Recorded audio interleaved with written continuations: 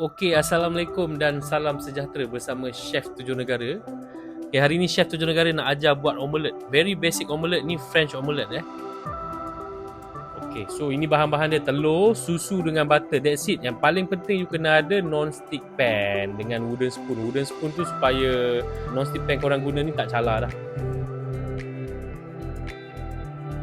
And telur tadi tu you campurkan dengan susu dan whisk dia.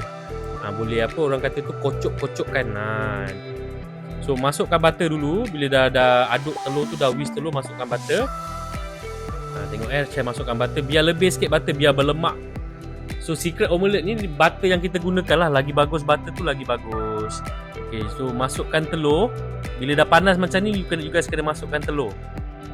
So bila dah masukkan telur tu, cara you nak bagi dia cepat kembang, okay, you pusing-pusingkan non-stick pan tu macam tu. Janganlah terbalikkan, masuk tu pakai tangan. Okay, buat macam ni. Saya buat ni. Boleh guna wooden spoon juga. Okay, boleh guna wooden spoon. Dipusing-pusing omelette tu macam nak buat scrambled egg, tapi bukan scrambled egg. Okay, korang pusing-pusingkan dulu sampai dia dah kering macam ni sikit-sikit. So bila dah pusing, itu yang membuatkan omelette tu fluffy. Very basic, senang kita nak buat omelette ni kurang daripada 1 minit. Kita siapkan kurang daripada 1 minit. InsyaAllah boleh. Pusingkan ke depan dan pusingkan ke belakang. Tolak dia ke depan dan pusingkan dia ke belakang. Dah siap macam ni.